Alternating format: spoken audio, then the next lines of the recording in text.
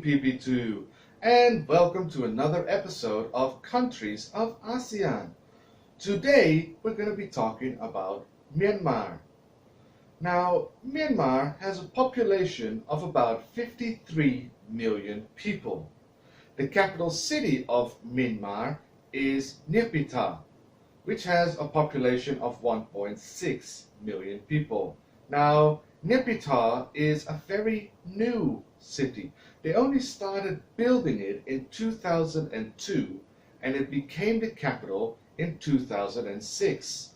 Before that, the capital of Myanmar used to be Yangon, which now still has a population of 4.3 million people. And the reason they built a brand new capital was because Yangon was getting too crowded. Okay, let's have a look at the Burmese flag. So the Burmese flag is yellow, green, red, and it has a big white star in the middle. But before we go back to this flag, let's have a look at the other flags of Myanmar. So back in the day, they had two different kingdoms. Let's start with the Hantawadi kingdom, which used this flag. Then after the Hantawadi kingdom, we had the Kanbon dynasty, which used this flag. Then the British took over and made it part of the British Indian Empire, which had this flag. Then after a while they made it a separate colony and they gave them this flag. Then in World War II, like many countries in this region, Japan came in and they used the Japanese flag. Now after the Japanese lost the war, the British were back in control for another 2 years in which they used this flag over here. Then after those 2 years, Myanmar, at that point still called Burma, became independent and they had the Union of Burma, which used this flag. Then in the 70s, the Socialist Republic of Burma used this flag over here, until finally in 2010, Myanmar decided on this flag over here. Now, what are the meanings behind the colors of the flag of Myanmar? So, yellow stands for solidarity, whereas the green part stands for peace. The red stands for courage, and the big white star in the middle symbolizes the union of the country. Alright, let's have a look at the national animal of Myanmar, which is the tiger, or more specifically, the Bengal tiger. Now, we can't really talk about the national animal of Myanmar without also naming their national bird, which is the peacock, which is heavily used in symbols around Myanmar, including some of their older flags that I've shown you before. Okay, now Myanmar is also one of the 3 countries in the world that still doesn't fully use the metric system. Yeah, we're still in it together, guys! Woo! But luckily, in 2003, the country decided to slowly prepare for using the metric system like the rest of the world does. I think you're going. Oh, no, you're coming over here. This is America! This thing. Alright, next, let's have a look at Myanmar food. Now, because Myanmar has such a diverse ethnic population, they also have a lot of different kinds of food.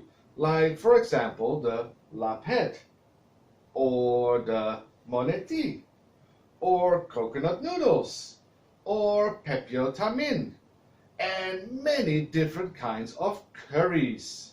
But their national dish is the mohinga, which is a fish soup with noodles, and the recipe depends on which part of Myanmar you are at the time. Okay, which brings us to traditional clothing of Myanmar.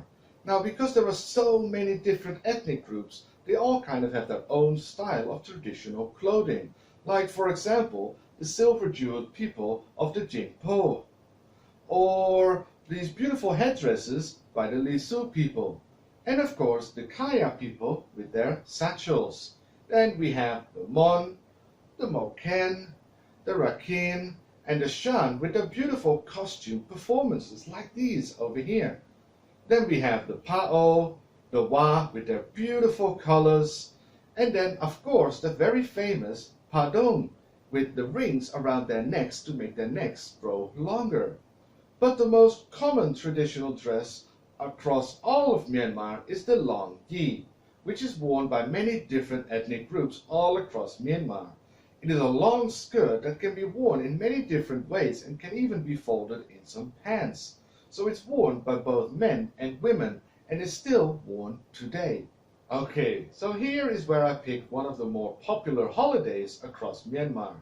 Now, at first, I was going to talk about Ting Yang, which is the Myanmar New Year, which is in April, which involves a lot of water. So you guess where this is going. This is very similar to a holiday I've already previously discussed in both Laos and Thailand. So if you want to learn more about that holiday, go and look back at one of those episodes. So instead of that, we're going to talk about Vasa, which is the Buddhist Lent. Now, during the Buddhist Lent, most of the farmers give thanks for the rain that helps their crops grow. Also, many people will go to the pagodas to bring flowers. During this time, which is 3 months, the monks retreat and spend most of their time practicing and meditating. And during these 3 months, people don't get married. Now, in October, we have Tading Yut, which marks the end of the Buddhist Lent. It is a big festival where people all around the country go to their local pagodas and light lots of candles. It is also a time where many people get married because they haven't been able to get married for the last 3 months. Okay, well, that's it for today. You know what to do. Tell your mom to print out the worksheet, and we will see each other again next time. Bye-bye.